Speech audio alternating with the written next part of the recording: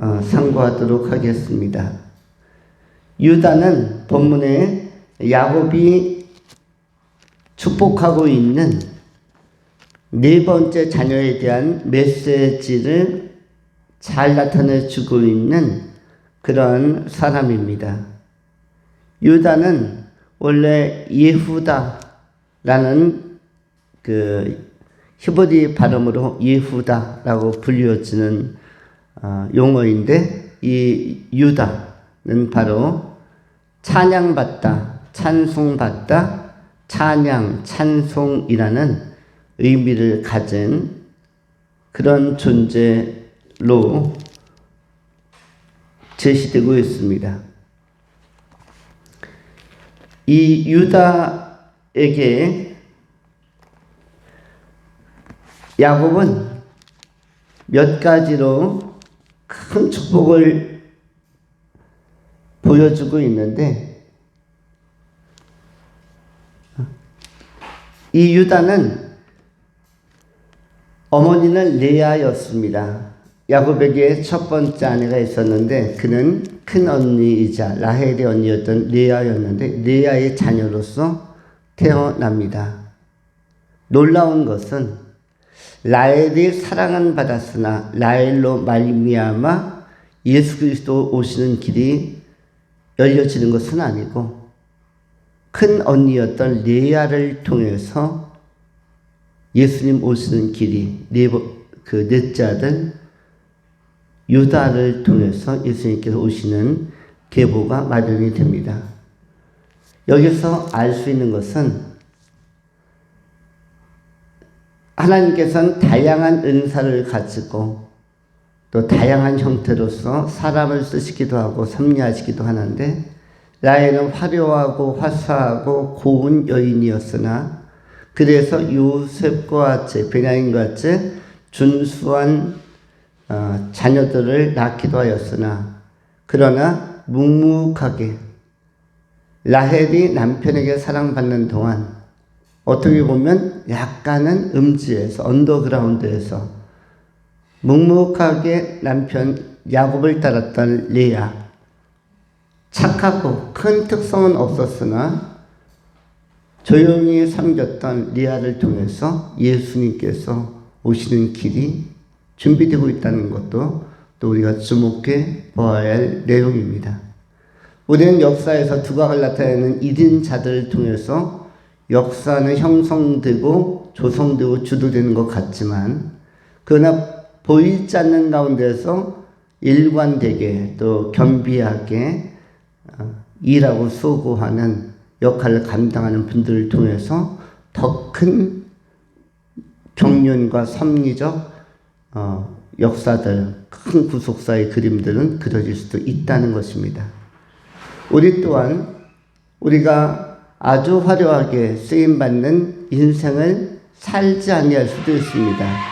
어떻게 보면 조용한 2인자로 갈렙처럼, 아니면 요나단처럼, 아니면 실라나 바나바처럼 결코 여호수아도 아니요, 결코 다윗도 아니요, 결코 바울도 아니지만 조용하고 아름답게 또 쓰여지기도 합니다. 오늘은 라헬을 통해서 오는 메시아의 어떤 계보가 아니라 레아를 통해서 오는 계보, 그리고 그 가운데서 유다라는 자녀를 통해서 이 길이 열려지고 있다라는 것을 염두에 두면 참 좋습니다.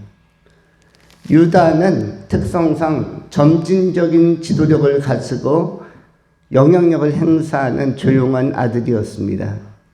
12아들 중에서 네 번째면 발언권을 처음부터 주도적으로 갖기는 어려운데, 그것은 첫 번째, 두 번째, 세 번째 형님들, 루벤이라든지 또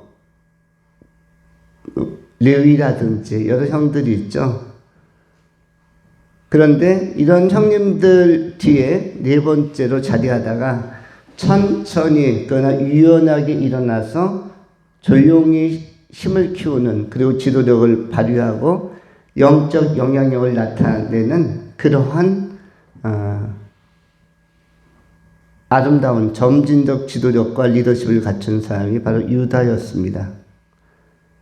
창세기 44장 18절에도 요셉이 베냐민을 옥에 가두려고 하는 극단 처방을 통해서 형제들의 심기를 떠보려고 살펴보려고 할 때 유다가 나타나서 유다가 용기 내서 그것만큼은 하지 말아 주십시오라고 또 소신껏 동생 베냐민을 좀 아끼는 마음을 보여주기도 하고, 또 창세기 37장 26절로 28절을 통해서는 다른 형제들이 요셉을 죽이려고 모해하거나 살해하려고 도모할 때에 그렇게 하지 마시고 차라리 미디안 상인에게 맡기는 게 어떻겠습니까? 그냥 미디안 상인에게 팔아서 멀리 가게 하는 게 어떻습니까? 라고 그렇게 소신 발언을 하고 용기 있는 발언을 한 사람이 유다였습니다. 이것은 우리들에게 있어서도 이 상황과 또 세상 속에서 휩쓸려 가지 아니하고 때로는 바르게 저항하고 바르게 균형을 잡는, 파도가 세게 몰아치는 상황 속에서도 균형을 잘 잡는 사람들이 파도를 탈 수가 있는데, 그와 같이 세상적인 파도, 세상적인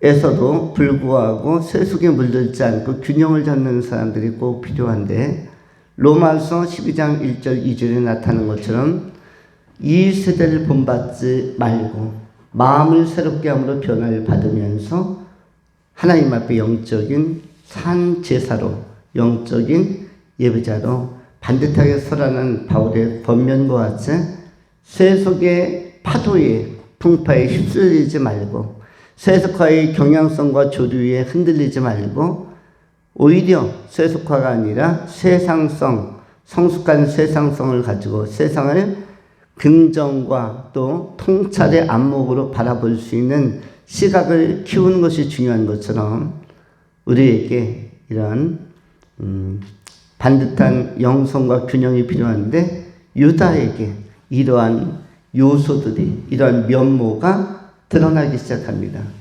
곳곳에서 유다가 한마디 한마디 하는 것이 요셉의 삶을 바꿨고, 결국은 요셉이 죽지 아니하고 애굽에 가서 자리를 잡게 된 것도 유다의 공헌이 있고, 또 베냐민이 옥에 갇히는 것조차도 안타까워서 이런 잔잔한 사랑을, 사람을 사랑하고 애민하는 마음, 이렇게 인격적으로 권리를 보존하려고 하는 따스한 마음이 또 유다에게 있었다.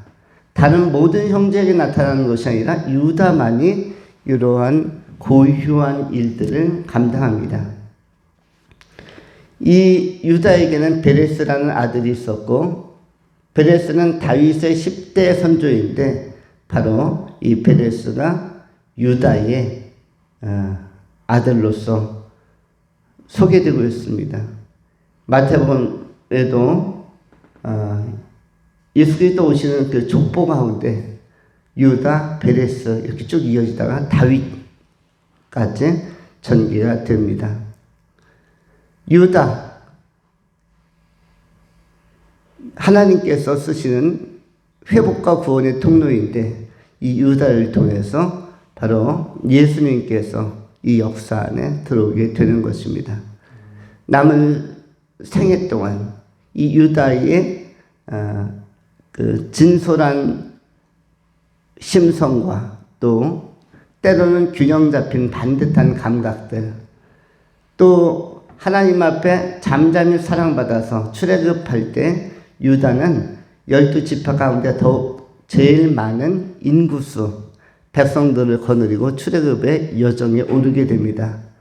결국은 유다가 번성하고 번성해서 이스라엘의 주도 세력 내지는 주요한 백성들이 되었고, 오늘날도 이스라엘의 자녀들을 갖다가 다른 말로 환원해서 언급하면 뭐라고 부르죠? 유대인이라고 부릅니다. 이 말이 무슨 뜻이죠? 유다인. 유다인. 그 유다인, 유대인의 조상이 누구죠? 오늘 본문에 나오는 네 번째 아들 유다이고, 바로 야곱의 축복이, 이스라엘의 축복이 유다를 통해서 현실화되는 것입니다. 오늘날도 이스라엘을 생각하면은 다른 지파로 생각하지는 않습니다. 르우벤 지파, 이사갈 지파, 스불론 지파, 레위 지파, 이렇게 갓 지파, 이렇게 이스라엘을 생각하지는 않고 다 유다 지파로 생각하죠. 그래서 유대인이라고 부르는 것이에요. 그만큼 왕성하고 풍성했고, 또 하나님에 대한 그 집중력, 또 메시아에 대한 갈망이 깊은 그런 삶을 살았다라고 할 수 있습니다. 유다의 좋은 모습들이 우리 안에도, 또 유다를 향한 하나님의 축복이 야곱을 통해서 흘러갔는데, 이러한 축복이 나중엔 다윗으로 나타났고, 그리고 메시아 예수를 통해서 확증이 되었는데, 이러한 복이 오늘날 예수 믿는 우리 모두에게도 나타나고 또 생성될 수 있기를 축원합니다. 두 번째로 실로에 관한 것입니다. 오늘 본문 말씀 10절에는 규가 유다를 떠나지 아니하며 통치자의 지팡이가 그 발 사이에서 떠나지 아니하기를 실로가 오시기까지 이르리니 그에게 모든 백성이 복종하리로다. 8절과 9절에는 유다가 굉장히 찬송도 받고 영광도 받고 굉장히 권세도 있고 활성화될 것을 사자에게도 비유하고 그 영적인 권세와 능력에 대해서도 나타나고 그 영향력에 대해서도 이어나고 있는데, 10절에는 그것의 절정으로서 왕적 권위를 묘사하는 그런 단어들을 사용하고 있습니다. 그 가운데 하나가 규라는 것인데, 10절에는 규가라고 되어 있는데, 규라는 것은 어떤 것일까요? 이것은 다른 말로는 또 홀이라고도 하는데, 또 히브리어로는 쉐베토라고 하는 단어인데, 이건 지팡이를 의미합니다. 한국에서도 옛날에 그 문학전집이나 아니면 내려오는 설화에 의하면 도사급, 신선급의 사람들은 항상 멋진 지팡이를 하나, 세련된 지팡이, 울퉁불퉁한 아주 원목을 잘 다듬은 것 같은 지팡이 하나를 짚고 다니는 걸 볼 수 있습니다. 무슨 서산 대사라든지 하면은 이렇게 맨으로 팔을 휘저으면서 아장아장 걸어오는 대사는 모양이 없죠. 뭐 하나 짚고 와야 됩니까? 대사나 도사급은 뭐 하나 그래도 짚고 와야 돼요? 지팡이. 우리는 지팡이 하면은 성경에서는 모세의 지팡이, 아론의 지팡이, 이런 것들이 굉장히 권위 있는 상징으로 묘사되고 있음을 확인할 수 있는데, 바로 유다 지파에 하나님은 홀을 주셨다. 바로 규가 쉐베트, 이것은 주권자의 지팡이, 아니면 지도력을 나타내는 지팡이를 상징하는 것입니다. 어떤 지휘관이 가지고 있는, 요즘에는 장군들에게 대통령이 장군, 사성장군을 임명할 때는 뭘 하나씩 주죠? 멋있는 칼을 주죠. 멋있는 칼을, 명검을 하나씩 딱 줍니다. 그러면서 장군으로서의 위상을 증명하고 또 과시하고 현시할 수 있도록 칼을 하나씩 줍니다. 칼집과 더불어서. 그것이 상징적으로 뭐와 같다? 오늘 본문에 나오는 규 내지는 홀과 같다. 이 홀, 또 규는 어떻게 보면 통치자의 지휘봉과도 같은 것이고, 전체를 조율할 수 있는 관현악단의 지휘자도 맨손으로 이렇게 전체를 컨트롤하지 않고 조그만 지휘봉을 하나 가지고 있죠. 교사들도 어떤 것을 지도할 때나 강의할 때 보면은 조그만 이렇게 지휘봉을 가지고, 또는 요즘에는 잘 현대화돼서 안에 센서도 있어가지고 빨간 라이트나 초록색 라이트를 가지고 포인트 되는 곳을 이렇게 지시하고 보여주기도 하고 체크해 주기도 하는데, 그런 것들이 전부 다 상징적으로 주권자, 통치자, 리더십을 가진 자로서의 규라고 할 수가 있습니다. 본문에서의 규 내지는 홀, 이 쉐베트는 바로 왕적인 통치권을 의미하는 그러한 상징물로서 이 규가 누구를 떠나지 아니하며 유다를 떠나지 아니하며, 유다의 삶에는 규가 있을 것이다 라는 것은 하나님의 주권적인 은총과 은혜와 권능이 유다에게 있을 것이며 유다의 지파에게 있을 것이다. 또 유다의 계보에 이 규의 은총이, 규의 은사가 임할 것이다 라는 것을 잘 나타내주고 있습니다.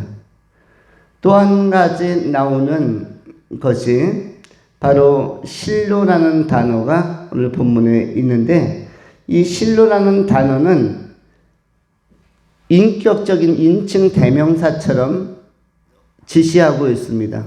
실로는 인격체처럼 실로가 오시기까지, 실로라는 단어 다음에는 실로가 사건이나 사물이나 건물이나 이런 형태로 되어 있지 않고 실로가 인격화되어 있죠. 그래서 실로가 그 다음에 나오는 서술어들이 뭐죠? 오실 것이다. 그러면 이 실로가 뭘까? 이 실로라는 것은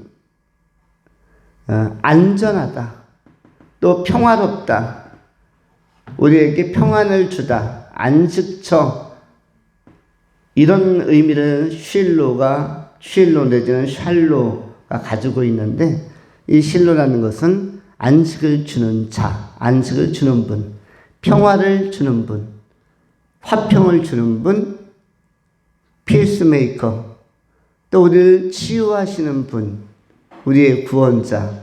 이것이 전부 다 무엇이다? 실로라는 단어 안에 내포되어진 의미들입니다. 그래서 실로가 오시리니 할 때 유다를 통해서 실로가 오신다는 것은 벌써 유다를 통해서 그리스도 메시아 예수가 올 것을 예언하고 있는 말씀이라고 할 수가 있습니다.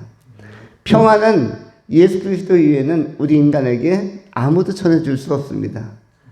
화평도 구원도 치료도 바로 이 실로를 통해서 오는데, 실로가 바로 우리의 진정한 안식과 쉼과 평안과 안정과 화평을 주시는 분, 치유와 구원과 구속을 주시는 분, 바로 실로가 오실 것이다. 누굴 통해서? 유다를 통해서 메시아가 오실 것이다.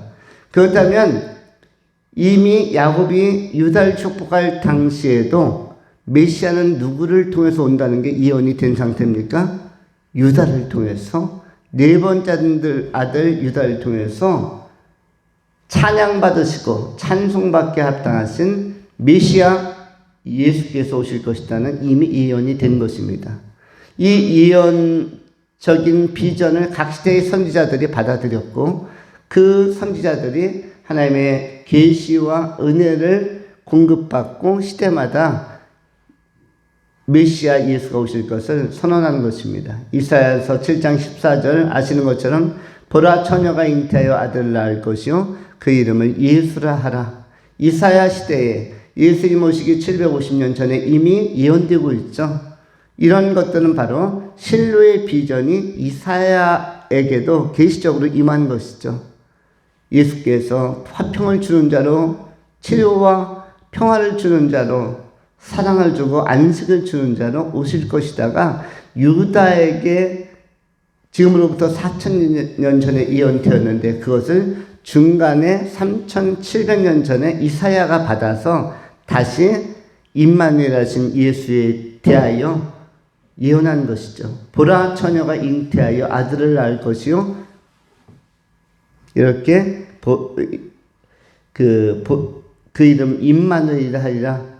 바로 처녀가 메시아를 이 땅에 오시게 하는 통로서일 것을 하나하나 선지자들을 통해서 계시적으로 중간중간에 나타내어 줍니다. 그래서 여러 선지서들은 바로 이 지금 창세기 49장 10절에 나오는 유다의 이언을 보다 구체화시켜주고 다양한 각도로 후대에게 또 동시대의 사람들에게 알려주는 역할을 했다고 할 수 있습니다. 실로는 곧 메시아요 번영과 평화와 화평과 구원을 베풀어 주시는 분이라는 것을 알 수가 있습니다.